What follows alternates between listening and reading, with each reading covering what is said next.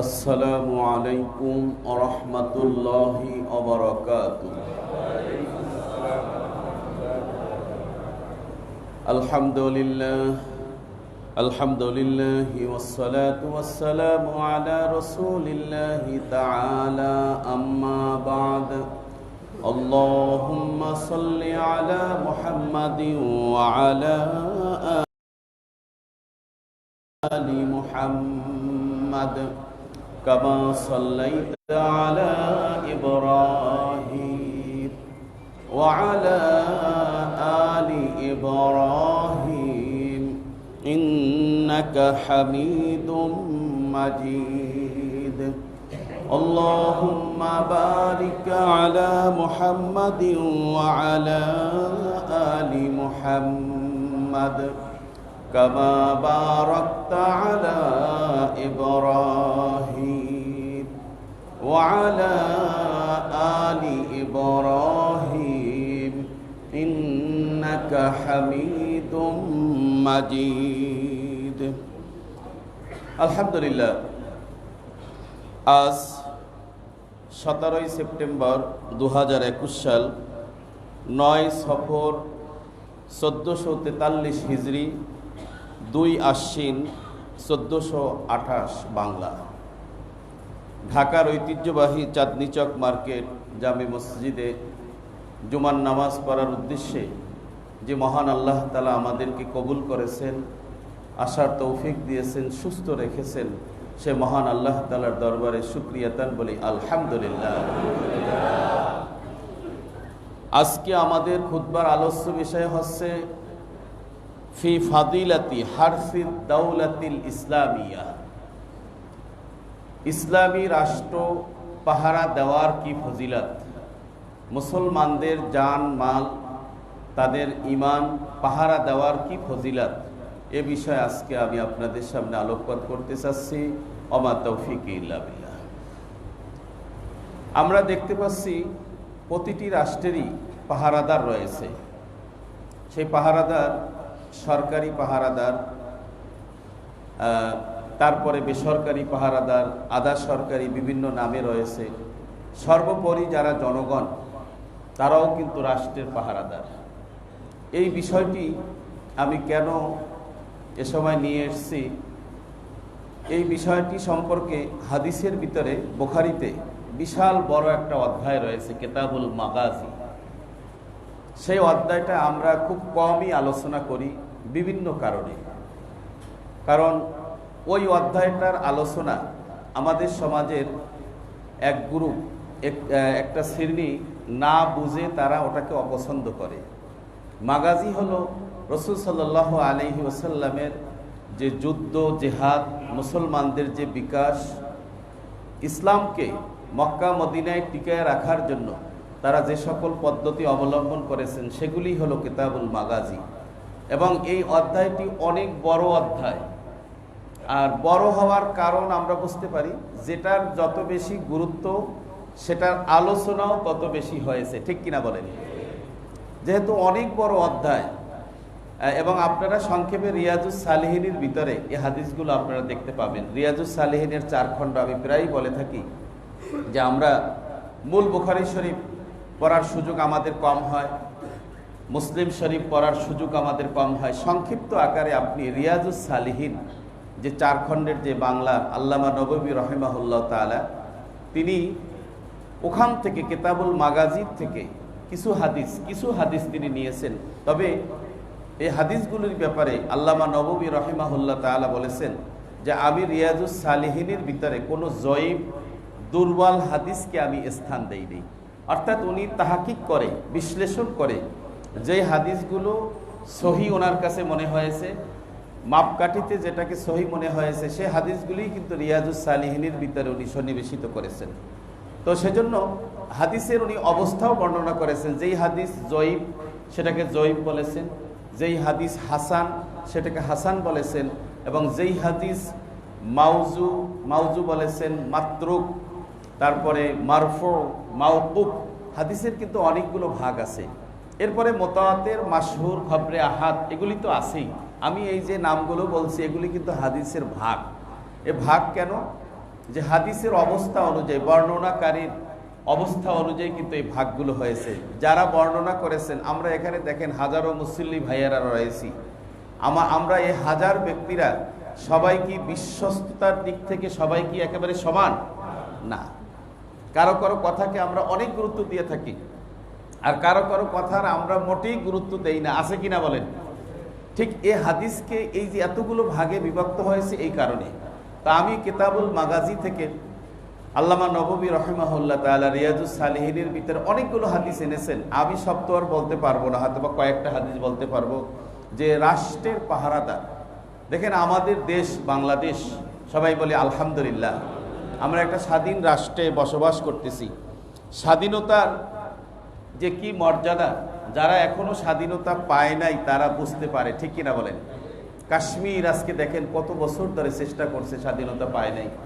তারপরে আফগানিস্তান স্বাধীনতা পেয়েছে, সেটা এখনো তারা ওইভাবে প্রতিষ্ঠিত করতে পারে নাই, এবং সেটা কত ত্যাগের পরে, দীর্ঘ 20 বছর পরে তারা একটু স্বাধীনতার একটু স্বাদ তারা নিতেছে, তাও এখনো পরিপূর্ণভাবে তারা লাভ করতে পারেনি।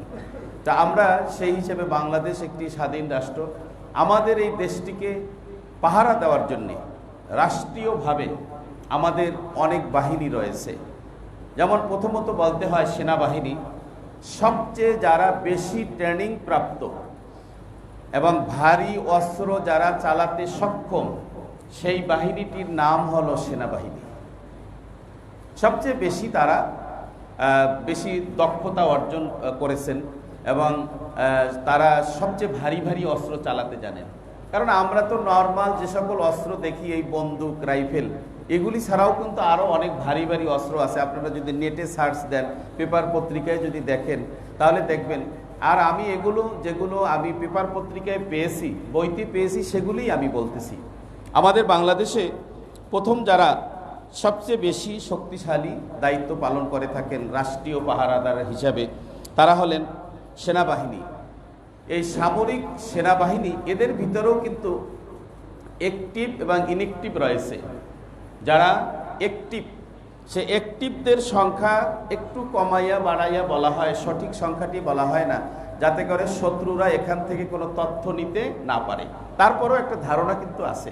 আপনি যদি দেখেন যে বাংলাদেশের সামরিক সেনাবাহিনীর সংখ্যা কত, আপনি একটা সংখ্যা পেয়ে যাবেন, তবে সেটা আমাদের রাষ্ট্রীয় যে গোপনীয়তা আছে সেখানে একটু বাড়াইয়া কমাইয়া যেটা বলার, সেটা রাষ্ট্রীয় সিস্টেম অনুযায়ী তারা দিয়ে থাকেন। তবে যারা অ্যাক্টিভ, সক্রিয়, সেই সংখ্যা হলো 1,60,000 সেনাবাহিনী আমাদের রয়েছেন, যারা দেশ পাহারাদার হিসাবে দায়িত্ব পালন করে থাকেন। সবাই বলি আলহামদুলিল্লাহ। এরপরে ইনঅ্যাক্টিভও রয়েছেন, কেউ কেউ সেই সংখ্যা বলেছেন 3 লক্ষের কথা বলেছেন। আমরা সাধারণত অ্যাক্টিভ যারা রয়েছেন তাদের কথা বলছি। এরপরে সেনাবাহিনীর পরে যারা রাষ্ট্রীয় পাহারাদার হিসাবে গুরুত্বপূর্ণ দায়িত্ব পালন করছেন, এবং যারা ট্রেনিংয়ের দিক থেকে সেনাবাহিনীর পরেই যাদের অবস্থান, তারা হলেন বিজিবি। এই যে বর্ডার গার্ড যাদেরকে আমরা বলে থাকি, সেনাবাহিনীর পরেই তারা ট্রেনিং পেয়ে থাকেন, এবং এই বিজিবিদেরকে সেনাবাহিনী দিয়েই ট্রেনিং দেওয়া হয়, যার জন্য সেনাবাহিনীর অনেক বৈশিষ্ট্য এদের ভিতরে আছে। সেনাবাহিনীর পরে যারা ভারী অস্ত্র চালাতে পারেন তারা হলেন বিজিবি। এই বিজিবির সংখ্যা যেটা দেওয়া হয়েছে আমাদের সতর্কতা রেখে, সেটার পরিমাণ হলো 60,000, 60,000 বিজিবির সংখ্যা। তেমনিভাবে আমাদের রয়েছে কোস্ট গার্ড, উপকূলীয়, আমাদের দেশের যে উপকূলগুলো রয়েছে, নদীমাতৃক দেশ, সামুদ্রিক উপকূল রয়েছে, সেগুলো যারা পাহারা দিয়ে থাকেন তাদেরকে কোস্ট গার্ড বলা হয়। তার সংখ্যা প্রায় 5,000। এরপরে রয়েছেন আমাদের পুলিশ ভাইয়েরা, পুলিশের সংখ্যা বলা হয়েছে যেটা 3 লক্ষ কম বেশি। এরপরে রয়েছেন র্যাব, যাদের সংখ্যা বলা হয়েছে প্রায় 20,000। বিমান বাহিনী রয়েছে 18,000, নৌবাহিনী রয়েছে 40,000, আর সবচেয়ে বেশি যে সংখ্যা পাহারাদার হিসেবে দায়িত্ব পালন করে থাকেন তারা হলেন আনসার বাহিনী। আনসার বাহিনীদের সংখ্যা বলা হয়েছে 70 লক্ষ। তবে এই 70 লক্ষর ভিতরে সবাই অস্ত্র চালাতে জানে না, 20 লক্ষ তারা অস্ত্র চালাতে জানে। দেখেন, আমার এই কথাগুলো বলার উদ্দেশ্য হলো, এরা যে অস্ত্র চালায় আমাদের দেশের স্বার্থে, আমাদের দেশের জান মাল রক্ষার্থে, ঠিক কিনা বলেন? এটা অন্য কোনো উদ্দেশ্য নয়। তাদের কি ফজিলাত, যেই সংখ্যাটা আমি বললাম, সর্বমোট মিলে প্রায় ৭৬ লক্ষ, 76 লাখ সংখ্যা। আমি যাদের কথা বললাম তারা আমাদের দেশকে, আমাদের বাংলাদেশকে, স্বাধীন সার্বভৌম এই বাংলাদেশকে পাহারা দেওয়ার জন্য দায়িত্ব পালন করে থাকেন। এদের ব্যাপারেও রাসূলুল্লাহ সাল্লাল্লাহু আলাইহি ওয়াসাল্লাম সে ১৪০০ বছর আগে বর্ণনা করেছেন এদের কি ফজিলত, এরা মারা গেলে এদের অবস্থা কি হবে, ইসলাম তাদেরকে কি মর্যাদা দিয়েছেন। এই বিষয়গুলিও আমি আপনাদের সামনে আলোকপাত করতে চাচ্ছি। আমা তাওফিকি ইল্লা বিল্লাহ। প্রথমত আমাদের জানা দরকার যে শহীদ হলো ইমানের সাথে আল্লাহর বিধান কায়েমের জন্যে যারা মৃত্যুবরণ করেন তাদেরকে আমরা শহীদ বলে থাকি। সাহাবায়ে কেরামকে আল্লাহ রাসূল সাল্লাল্লাহু আলাইহি ওয়াসাল্লাম জিজ্ঞাসা করছিলেন শহীদ কারা? সাহাবায়ে কেরাম বললেন যে আল্লাহর রাস্তায় যারা প্রাণ দেন ইমানের সাথে তারাই তো শহীদ। রাসূলুল্লাহ সাল্লাল্লাহু আলাইহি ওয়াসাল্লাম বললেন তাহলে তো শহীদের সংখ্যা একেবারে কমে গেল, কারণ আল্লাহর রাস্তায় প্রাণ দিতে পারে সেই সংখ্যা, যুদ্ধ করতে পারে এই সংখ্যা তো একেবারেই নগণ্য কম, তাহলে অন্যেরা তো আর শহীদের মর্যাদা পেলেন না। আল্লাহ রাসূল সাল্লাল্লাহু আলাইহি ওয়াসাল্লাম এই শহীদের সংখ্যা বৃদ্ধি করার জন্যে, যেন বেশি মানুষ শহীদের মর্যাদা পায়, সেজন্য আল্লাহ রসুল ঘোষণা করলেন। এবং হাদিসটি ইমাম বুখারী রাহিমাহুল্লাহ তাআলা তিনিও বর্ণনা করেছেন, ইমাম মুসলিম রাহিমাহুল্লাহ তাআলা তিনিও সহিহ হাদিস হিসাবে বর্ণনা করেছেন। আবু হুরায়রা রাদিয়াল্লাহু আনহু থেকে বর্ণিত, আল্লাহ রসুল সাল্লাল্লাহু আলাইহি ওয়াসাল্লাম ইরশাদ করেছেন, আশ-শুহাদাউ খামসাতু, শহীদ হলেন 5 প্রকার। শহীদ কয় প্রকার? 5 প্রকার। সেই 5 প্রকার কি কি দেখেন। প্রথম হলো আল মাতউনু। মাতউন বলা হয় মহামারীতে যারা মারা যায় ইমানের সাথে। দেখেন এই যে করোনা ভাইরাস, এটা কিন্তু একটা মহামারী, কোনো সন্দেহ আছে? এই মহামারীতে যারা মারা যাবেন ইমানের সাথে, ইমান থাকতে হবে, কিন্তু ইমান থাকতে হবে। বেঈমান অবস্থায় মারা গেলে বেঈমানের তো আমরা শহীদ হবে না কি হবে সেটা আমি বলতে চাচ্ছি না এখানে। আমি বলতে চাচ্ছি ইমানের সাথে যদি উনি মৃত্যুবরণ করেন এই করোনা ভাইরাসেও, যেহেতু মহামারীর কথা আল্লাহ রসুল উল্লেখ করেছেন, তিনিও শহীদের মর্যাদা পাবেন বলি আলহামদুলিল্লাহ। আল মাবতুন, মাবতুন বলা হয় কলেরা রোগ। যেখানে আগে কিন্তু অনেক কলেরা রোগ হইতো, কলেরা রোগ মুরব্বীরা যারা রয়েছেন, কলেরা, গুটি বসন্ত এরকম একটা নাম কিন্তু আমরা গ্রামে শুনেছি। এখন আর সেই শব্দগুলো আমরা খুব কম শুনি। তারপরেও কলেরা হসপিটাল ওই সময় কিন্তু করা হয়েছে, মহাখালীতে কলেরা হসপিটাল আছে। কলেরা যখন কোনোভাবে নিয়ন্ত্রণ করা যাচ্ছে না তখনই কলেরা হসপিটাল করা হয়েছিল। আল্লাহ রসুল সাল্লাল্লাহু আলাইহি ওয়াসাল্লাম বলেছেন ইমানের সাথে কেউ যদি কলেরা রোগে মারা যায় তিনিও শহীদের মর্যাদা পাবেন বলি আলহামদুলিল্লাহ। তৃতীয়ত হলো অল গরিকু। গরিক হইল পানিতে ডুবে যারা মারা যায়। পানিতে ডুবে মারা যায়, ইমানদার হতে হবে। ইমানের হালতে যদি উনি থাকেন, পানিতে ডুবে যদি মারা যান, উনিও শহীদের মর্যাদা পাবেন বলি আলহামদুলিল্লাহ। চতুর্থ হলো অসাহিবুল হাদমি। দেওয়াল চাপায় যদি কেউ মারা যায়, বিল্ডিং ভেঙে চাপা পড়ে যদি মারা যায় ইমানদার ব্যক্তি, সেও শহীদের মর্যাদা পাবেন বলি আলহামদুলিল্লাহ। আর পঞ্চম হলো অশহীদু ফি সাবিলিল্লাহ। আল্লাহর রাস্তায় যারা শহীদ হন, সেটা এই যে দেশ পাহারা দেওয়ার জন্য আমাদের দেশের এই প্রায় ৭৬ লক্ষ সেনাবাহিনী, বিজিবি, কোস্টগার্ড, র্যাব, নৌবাহিনী, বিমান বাহিনী, পুলিশ বাহিনী, আনসার বাহিনী যারা রয়েছেন, তারা যদি ইমানের সাথে এবং তাদের দিলের ভিতরে যদি এই তামান্না থাকে যে এই জমিন আল্লাহর, এই জমিনের প্রত্যেকটা বস্তুকে আমি পাহারা দিচ্ছি, আমার সামনে যতটুকু আছে আমি সেটুকু পাহারা দিচ্ছি। যারা আমাদের বিজিবি রয়েছেন তারা সীমান্ত পাহারা দিচ্ছেন, আমাদের কোস্ট গার্ড যারা রয়েছেন তারা উপকূলীয় এলাকাগুলো পাহারা দিচ্ছেন। ইমানের সাথে সেনাবাহিনী সর্বোপরি সব দায়িত্বই পালন করছেন। যেখানে যেটা দরকার, আমাদের দেশের গহীন জঙ্গলে রাস্তা করতে হবে, অন্য কেউ সাহস পাচ্ছে না, সেই দায়িত্বগুলো দেওয়া হচ্ছে সেনাবাহিনীকে, ঠিক কিনা বলেন? যেখানে বড় বড় ব্রিজ অন্যরা কেউ করতে সাহস পাচ্ছে না। তারপরে আবার চারিত্রিক কতগুলো বিষয় আছে, আমরা সেনাবাহিনীকে মনে করি যতগুলো বাহিনী আছে এর ভিতরে সবচেয়ে বেশি চরিত্রবান আমরা মনে করি, ঠিক কিনা বলেন? আমরা তাদেরকে বেশি ভালোবাসি এই কারণে যে তাদের ভিতরে আমরা বেশি ন্যায়নিষ্ঠতা দেখতে পাই। তাই এই সকল বাহিনীর কথাই বললাম, আমি কম বেশি ৭৬ লক্ষ যারা রয়েছেন, এরা যদি ঈমানের সাথে আল্লাহকে খুশি করার জন্য তাদের দায়িত্বগুলো পালন করে থাকেন, যে যেখানে আছেন, হোক কম বেতনে চাকরি করেন আমাদের আনসার ভাইরা, আনসার বিডিবি আছেন, তারপরে গ্রাম্য চৌকিদার আছেন, এরাও যদি আল্লাহকে খুশি করার জন্য বান্দার জান মাল ইজ্জত রক্ষার্থে যদি দায়িত্ব পালন করেন, এটাই বলা হয়েছে ফি সাবিলিল্লাহ, তারাও মারা গেলে শহীদের মর্যাদা পাবেন, বলি আলহামদুলিল্লাহ। রাসূলুল্লাহ সাল্লাল্লাহু আলাইহি ওয়াসাল্লাম শহীদের মর্যাদা বর্ণনা করতে গিয়ে আমাদেরকে বলেছেন যে দুটা সময় আল্লাহর রাস্তায় শহীদ হবেন, যুদ্ধ করবেন, তার কি ফজিলত, সেই ফজিলত বর্ণনা করতে গিয়ে আবু দাউদ শরীফের সহিহ হাদিস, আল্লাহ রাসূল সাল্লাল্লাহু আলাইহি ওয়াসাল্লাম বলেছেন যে দুইটা সময় আছে, যেই দুই সময়ের দোয়া আল্লাহ তাআলা ফেরত দেন না, কবুল হয়েই যায়, বলি সুবহানাল্লাহ। সেন্তানি লা তুরাদ্দানি, দুটা মুহূর্ত ফেরত দেওয়া হয় না দোয়া, যেই দুই মুহূর্তে যদি দোয়া করা হয়। এক নম্বরের সময় হলো আদ-দুআউ ইনদান নিদা, আজানের সময়, যখন হাইয়া আলাস সালাহ, যখন বান্দাদেরকে ডাকা হয় মসজিদে চলে আসো, আল্লাহু আকবার আল্লাহু আকবার, মুয়াজ্জিন সাহেব যখন ডাক দেন, আল্লাহ তাআলার বরত্ব ঘোষণা করেন, এই আজানের মুহূর্তে যদি কেউ দোয়া করে, সেই দোয়া আল্লাহর দরবারে কবুল হয়ে যায়, বলে আলহামদুলিল্লাহ।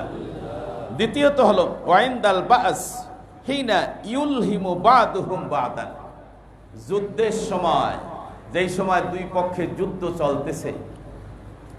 চলতেছে, উনি যুদ্ধে যেতে পারেন নাই, তারপর ওনার দিলের মধ্যে আকাঙ্ক্ষা, আমারও তো যাওয়া উচিত, আমার দেশ রক্ষার্থে, আমার ঈমান রক্ষার্থে, আমাদের দেশের মানুষ রক্ষার্থে আমারও তো যুদ্ধে যাওয়া উচিত, আমি যেতে পারতেছি না। হয় উনি বিছানায় শায়িত, অথবা উনি যেতে পারেন নাই, কাছের ব্যক্তিরা আগে অংশগ্রহণ করেছেন, এই তামান্না তার দিলের মধ্যে রয়েছে, অন্যদিকে যুদ্ধ চলতেছে। এই অবস্থায় যদি নিয়ে মহান আল্লাহ তাআলার কাছে দোয়া করেন, আল্লাহ রসুল বলছেন যে তার দোয়াও ফেরত দেওয়া হয় না, আল্লাহর দরবারে কবুল হয়ে যায়, বলে আলহামদুলিল্লাহ। তাহলে দেখেন আল্লাহর রাস্তায় যুদ্ধ করার কি ফজিলত।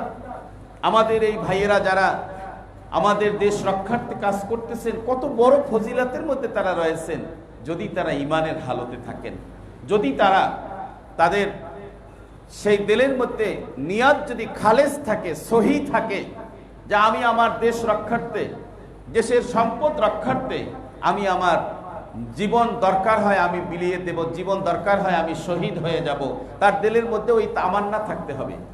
কারণ ইন্নামাল আমালু বিন্নিয়াত, সকল কাজের ফলাফল কিসের উপর নির্ভরশীল? নিয়তের উপর নির্ভরশীল।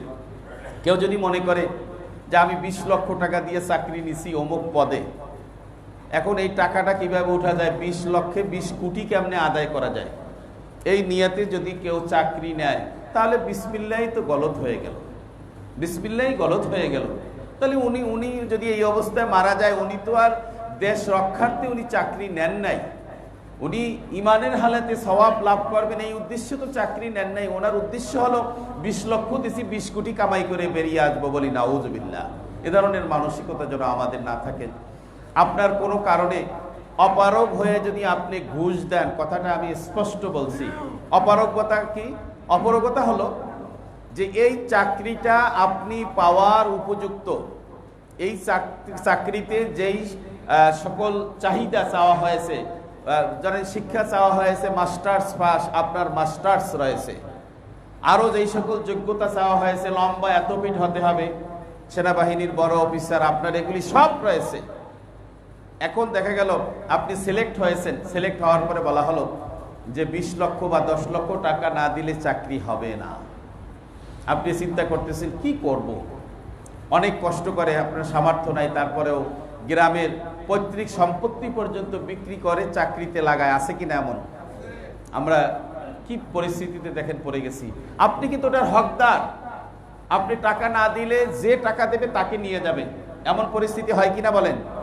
এই মুহূর্তে আপনার যদি 20 লক্ষ দিয়েও নেওয়া লাগে, যেহেতু আপনি হকদার, এবং সব বিষয়গুলো আপনি উপযুক্ত, আপনি এখানে গুনাহগার হবেন না।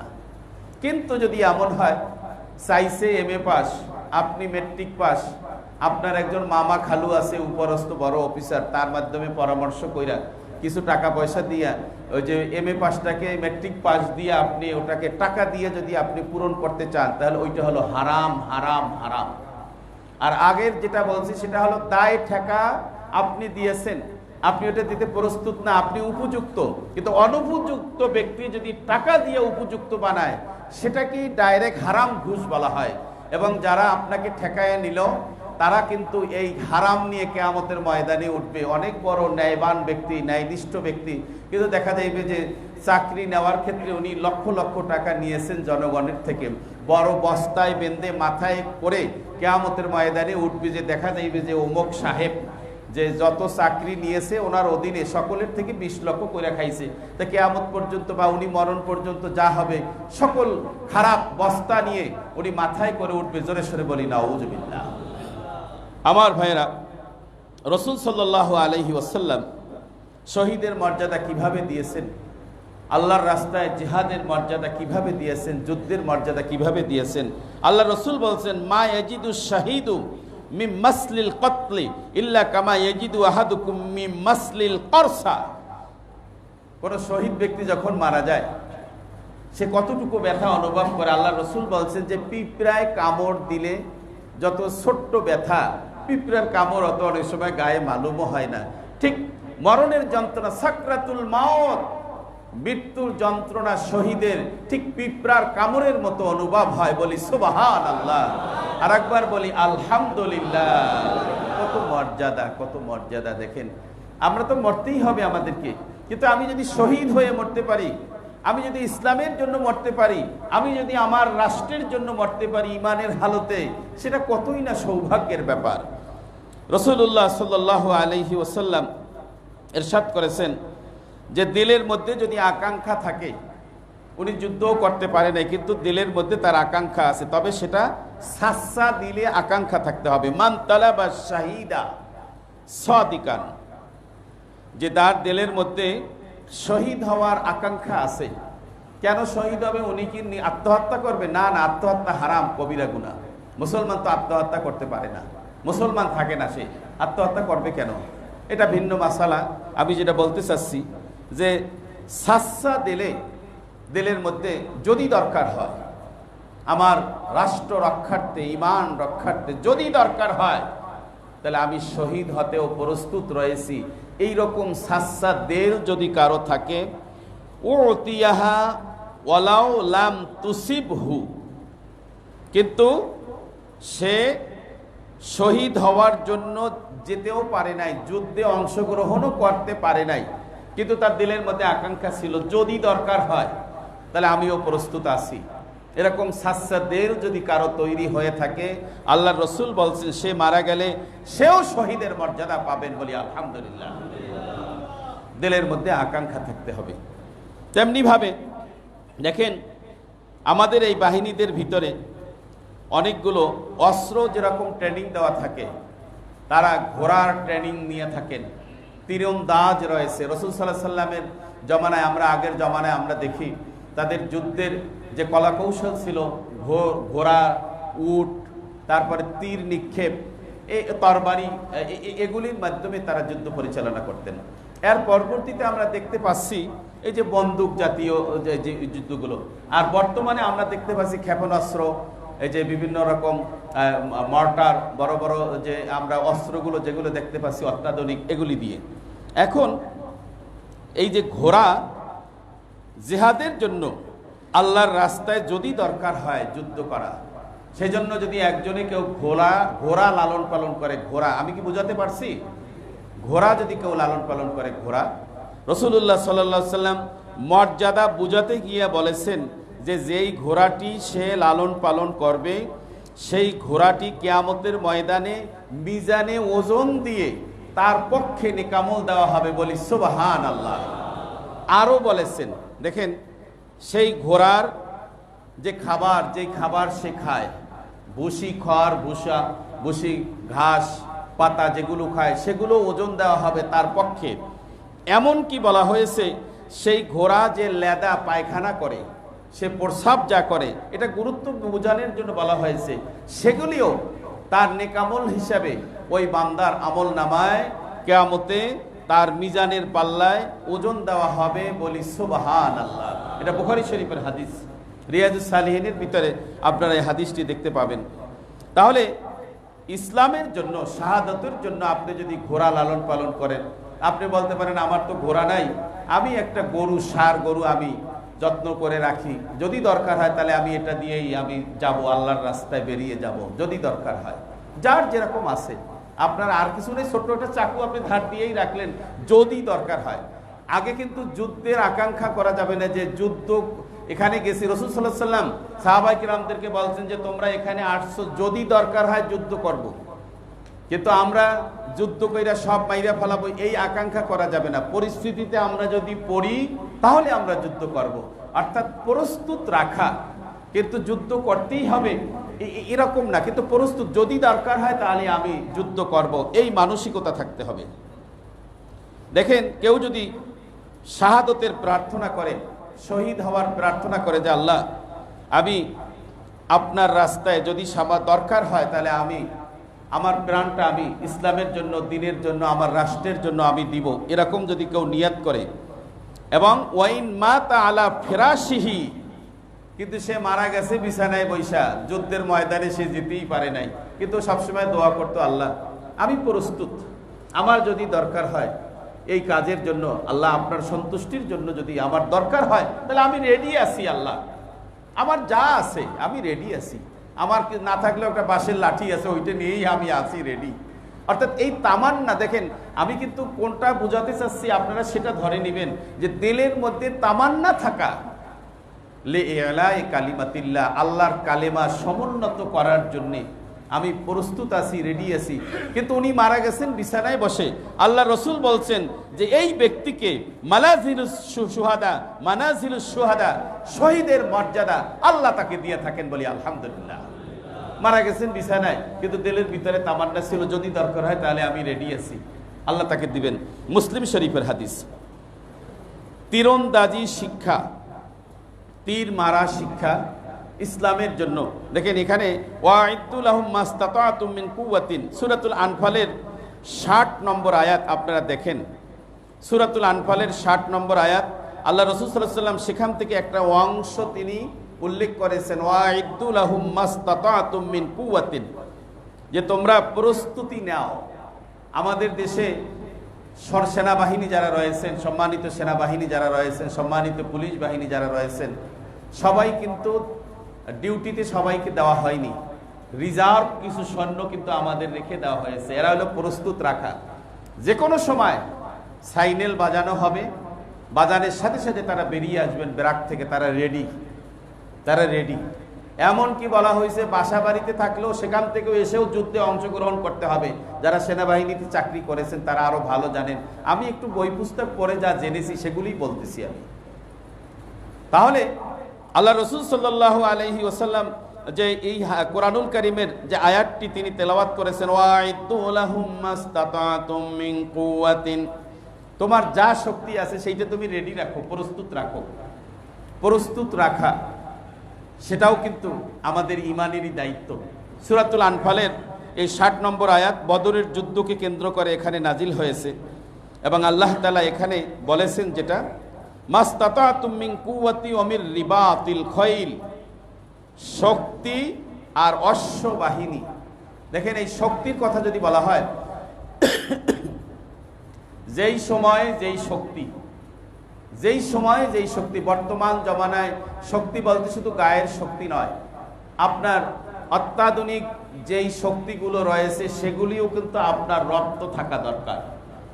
কারণ আপনার সবাই যে বন্ধু তা কিন্তু নয়।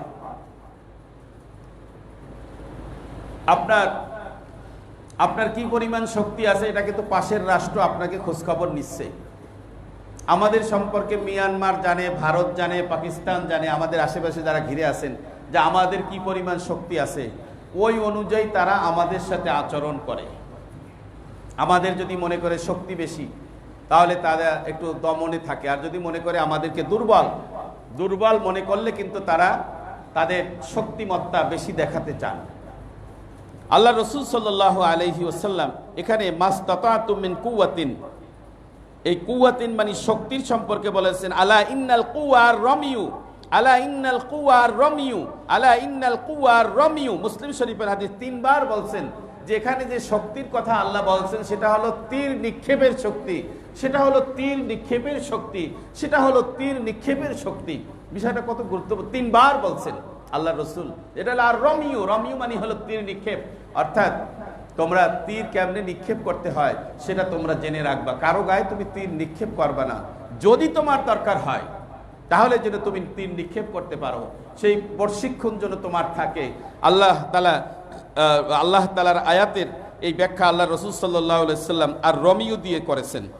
আর মহান আল্লাহ তাআলা সূরাতুল আনফালের এই 60 নম্বর আয়াতে মির রিবাতিল খৈল, অশ্ব বাহিনীর কথা বলেছেন। ঘোড়ার একটা বহর যেন তোমার প্রস্তুত থাকে, যাদেরকে দিয়ে তুমি আল্লাহর রাস্তায় তুমি জিহাদ করতে পারবে, প্রয়োজনে তুমি তোমার শক্তি তুমি প্রয়োগ করতে পারবে। আর তুরহিবুনা বিহি আদুওয়াল্লাহি ওয়া আদুওয়াকুম, তুমি কেন এটা প্রস্তুত রাখবে? এর উদ্দেশ্য হলো তুরহিবুনা, তুমি ভীত সন্ত্রস্ত করে রাখবে, ভয় পাবে, আদুওয়াল্লাহ, আল্লাহর যারা শত্রু আছে তারা, ও আদুওয়াকুম, এবং তোমাদের যারা শত্রু আছে। আমাদের শত্রু আছে কিনা বলেন? আল্লাহ স্পষ্ট করে দিয়েছেন আমাদের যারা শত্রু তারাই কিন্তু আল্লাহর শত্রু, আল্লাহর যারা শত্রু তারাই কিন্তু মুসলমানদের শত্রু। কোনো সন্দেহ আছে? আল্লাহ স্পষ্ট করে দিয়েছেন, কারণ শত্রু তোমার আছে, থাকবে। তুমি যেন রেডি থাকো, তুমি তোমার যা আছে সেটা নিয়ে তুমি যেন রেডি থাকো। ওয়াখরিনা মিন দুনিহিম, দেখো তোমরা মনে করতেছো কিছু মানুষকে তারা শত্রু নয়, তারা একেবারে চুপচাপ আছে, কিন্তু যাদেরকে প্রকাশ্যে শত্রু দেখতেছো এরা ছাড়াও আরো কিছু শত্রু কিন্তু তোমাদেরকে হত্যা করার জন্য, তোমাদেরকে দুনিয়া থেকে খতম করার জন্য রেডি আছে, যাদেরকে তোমরা জানো না। লা তা'লামুনাহুম আল্লাহু ইয়া'লামুহুম, তোমরা জানো না কিন্তু মহান আল্লাহ তাআলা তাদের সম্পর্কে জানেন। বলি সুবহানাল্লাহ।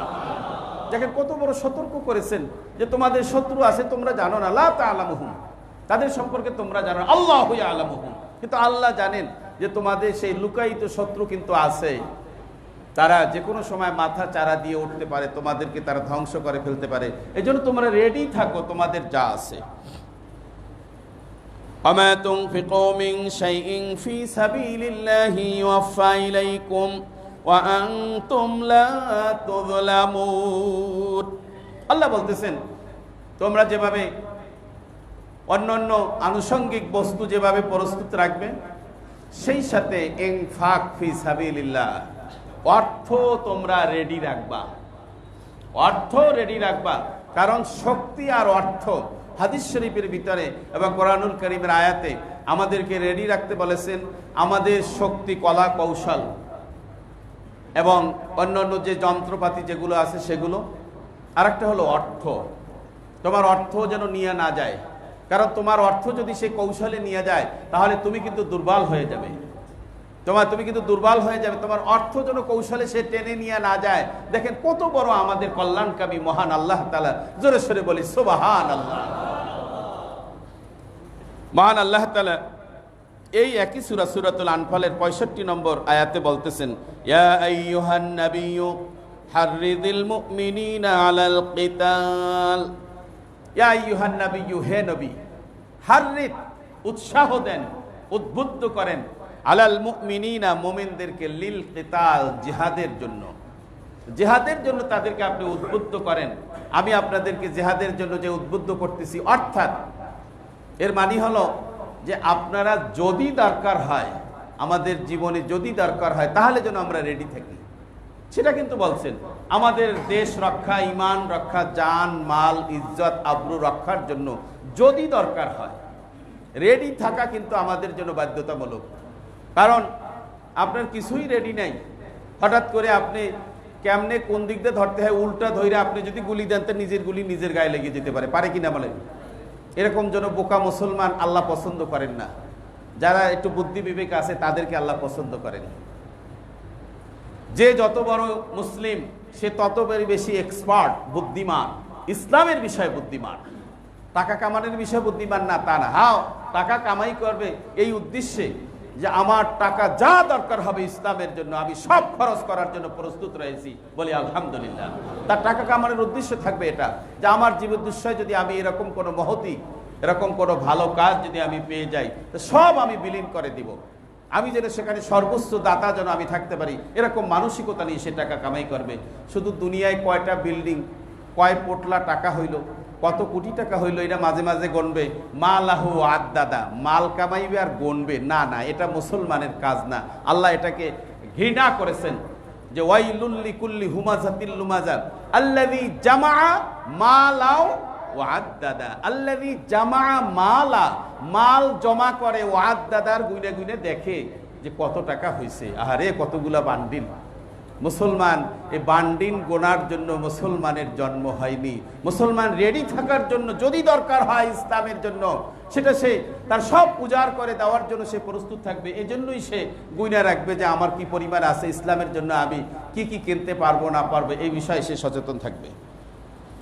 মহান আল্লাহ তাআলা নবীকে বলছেন, ইয়া আইয়ুহান নাবিয়্যু হাররিদিল মুমিনিনা আলাল কিতাল, হে নবী মুমিনদেরকে আপনি ইসলামের যুদ্ধের জন্য আপনি তাদেরকে উৎসাহিত করুন। ইয়াকুম মিনকুম 20 সাবিরুনা ইয়াগলিবু মিয়াতাইন, মুমিনদেরকে আল্লাহ বলছেন দেখেন মুমিনদের সাহায্য কে করেন? আকানা হাক্কান আলাইনা নাসরুল মুমিনিন, আল্লাহর উপরে হক, যদি কেউ সঠিক মুমিন হয় তাকে সাহায্য করার হক কার? আল্লাহর, আল্লাহর দায়িত্ব। কিন্তু এখন আমরা তো মুমিনই হইতে পারিনি। আমাদের মুমিন হওয়ার ক্ষেত্রে গ্যাপ আছে কিনা বলেন? আমাদের গ্যাপ আছে। আমাদের সেই সঠিক মুমিন যদি হয় তাহলে তাকে সাহায্য কে করবেন? আল্লাহ কি বলছেন দেখেন, ইয়াকুম মিনকুম 20 সাবিরুনা ইয়াগলিবু মিয়াতাইন, তোমরা যদি 10 জন রেডি থাকো, কয়জন? 10 জন। সাবিরুনা, ধৈর্যশীল, যুদ্ধ দেখলেই পালাই যাইবে ওই রকম না, মরলে মইরা যাব কি আছে, কারণ মরলে তো শহীদের মর্যাদা পাবো, বিনা হিসাবে জান্নাত পাবো, বলি আলহামদুলিল্লাহ। তুমি যদি সেরকম হতে পারো, সাবিরুন, ধৈর্যশীল, যুদ্ধক্ষেত্রে ধৈর্যশীল, নিজেকে ওখানে টিকাইয়া রাখবে এই মানসিকতা নিয়ে যদি ওখানে দাঁড়াইয়া থাকো, কয়জন? 10 জন। তাহলে তুমি জয়লাভ করতে পারবে বিধর্মীদের কয়জন সেটাও আল্লাহ বলতেছেন।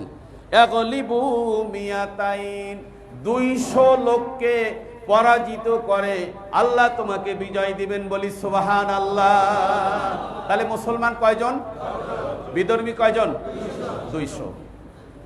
অর্থাৎ 200 লোককে পরাজয় করার মতো ক্ষমতা কে দিবেন? আল্লাহ দিবেন। আপনি সূরাতুল আনফালের 65 নম্বর আয়াত দেখেন খুলে, ইয়াগলিবু মিয়াতাইন। আবার বলছেন,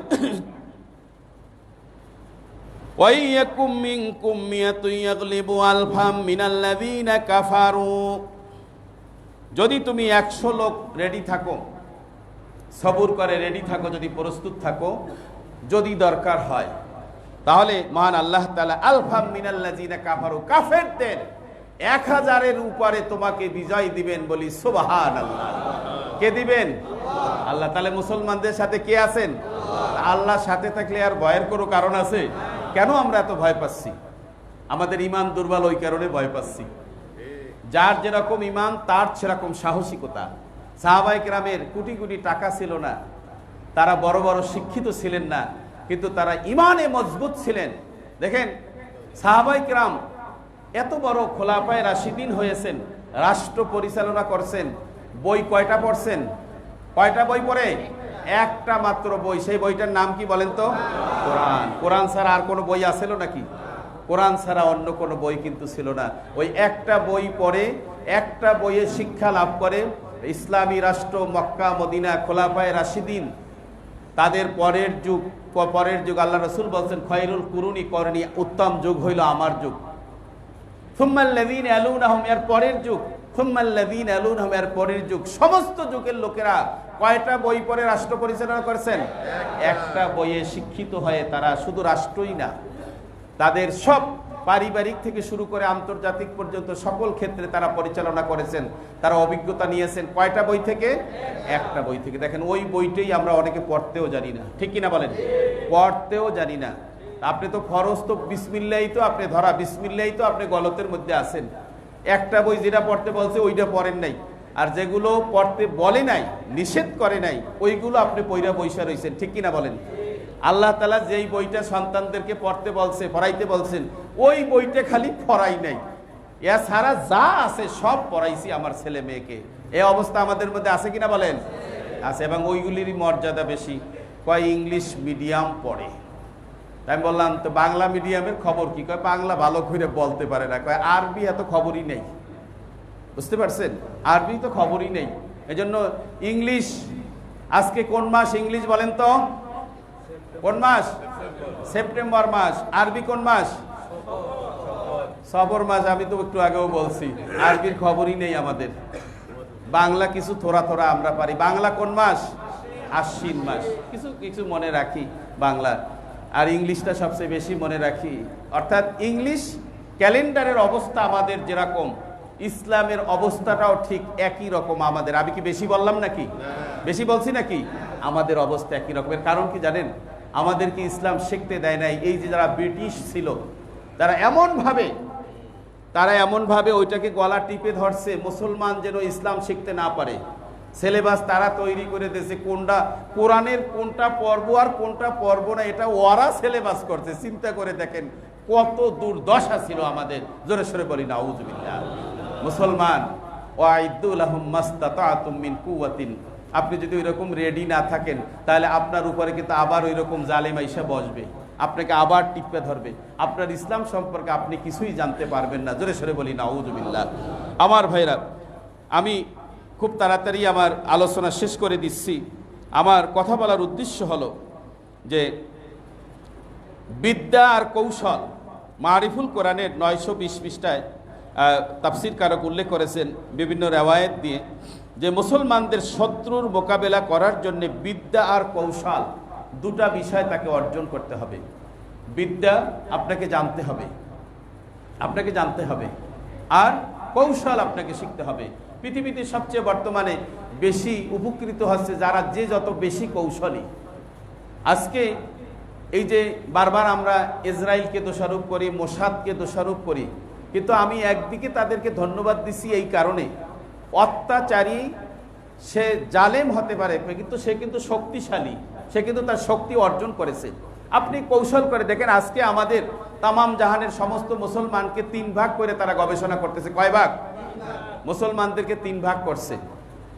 আমি একটা বইয়ের ভিতরে দেখেছি, এই জন্য বলতেছি কথাটা। 3 ভাগের ভিতরে 1 ভাগ তারা ধরছে গোড়া মুসলমান, এরা খুব শক্ত মুসলমান, তাদের ঈমান সহজে টলবে না। আর এক মুসলমান আছে মডার্ন, অর্থাৎ টাকা পয়সা দিলে এদিকেও নেওয়া যাবে ওদিকেও নেওয়া যাবে, যেই সময় সকালে টাকা দিলে বিকালে বিবৃতি ঘুরাইয়া দিবে, এই ধরনের মুসলমান আছে কিনা বলেন? আর এক মুসলমানকে ভাগ করছে ফাসেক ফুজ্জার, এক পিছনে সময় দেওয়ার কোনো দরকার নাই, এরা অটো আমাদের পক্ষেই আছে আর কি। অর্থাৎ তারা দেখছে, গবেষণা করে যে মুসলমান এই 3 কিসমের। এক গ্রুপ আছে গোড়া মুসলমান। আজকে দেখেন তালেবানদের নিয়ে কথা বলে অনেকে একটু চমকে যায়। তালেব হইল তলবে এলেম, ছাত্র। কওমি মাদ্রাসার কিছু ছাত্রদেরকে নিয়ে তারা এই আন্দোলনটা করছে। আল্লাহ তাআলা তাদেরকে বরকত দিচ্ছেন। চেষ্টা করলেই যে পাবে এমন কোনো গ্যারান্টি আছে? কাশ্মীর তো বহু বছর ধরে চেষ্টা করতেছে, আমাদেরও আগে থেকে। আল্লাহ কি তাদেরকে সফলতা দিচ্ছেন? দেন নাই, এটা আল্লাহর ইচ্ছা, কিন্তু চেষ্টা তো করতে হবে। আমরা দেখেন 9 মাস আমাদের দেশে যুদ্ধ হয়েছে, 9 মাসের মাত্র অল্প কয়েক মাসের মাধ্যমেই মহান আল্লাহ তাআলা আমাদেরকে একটা স্বাধীন রাষ্ট্র দিয়েছেন। জোরে সরে বলি আলহামদুলিল্লাহ। এটা কে দিয়েছেন? আল্লাহ রহমত করেছেন, ওই কারণে আমরা পেয়েছি। আমরা বলে থাকি যে আমরা যুদ্ধ করছি, এই করছি সেই করছি। আপনি যুদ্ধ করছেন ঠিকই, যুদ্ধ তো অনেকেই করছে, কিন্তু আল্লাহ তাআলা আপনার প্রতি রহমত করেছেন। বাংলাদেশে এখনো আমরা সুন্দরভাবে শান্তি মতো মসজিদগুলোকে জামাতের সাথে নামাজ আদায় করতে পারি, ঠিক কিনা বলেন? এখনো বাংলাদেশে যেই পরিমাণ মসজিদ মাদ্রাসা আছে, পৃথিবীর অন্য কোনো দেশে এইরকম মসজিদ মাদ্রাসা নাই, ঠিক কিনা বলেন? প্রতিনিয়ত তারা ফজরের নামাজেরও বহু আগে, 1-2 ঘন্টা আগে উঠে তারা তেলাওয়াত করতেছে। আপনি যেই সময় ঘুমিয়ে থাকেন, আপনি ফজরের নামাজই পড়েন না, আর সেখানে হাফজখানার ছাত্ররা রাত্র ৩টার সময় উঠে তাদের সবক মুখস্থ করতেছে, ফজরের নামাজের আগে তার সবক দেওয়া কমপ্লিট, পিছনের পড়া পড়তেছে ফজরের পরে। এই সন্তানগুলো যখন আল্লাহর কাছে কাঁদতেছে, চোখের পানি ফেলতেছে, আল্লাহ অবশ্যই রহমত করতেছেন, বলি আলহামদুলিল্লাহ। সুতরাং আমার ভাইয়েরা, আমার কথাগুলো বলার উদ্দেশ্য হলো আমরা যেন সচেতন হই। আল্লাহ আমাদেরকে বারবার সচেতন করেছেন, হাররিদিল মুমিনিনা আলাল কিতাল। রসুলকে আল্লাহ বলছেন মুমিনদেরকে আপনি উৎসাহিত করুন, উদ্বুদ্ধ করুন। এরা উদ্বুদ্ধ যদি না করা হয় তাহলে তো আস্তে আস্তে দুর্বল হয়ে যাবে। মহান আল্লাহ তাআলা আমাদের সকলকে এই কথাগুলি অনুযায়ী আমি সহ সকলকে আমল করার তৌফিক দান করুন, আমিন। ওয়া আখিরু দাওয়ানা আনিল হামদুলিল্লাহি রাব্বিল আলামিন।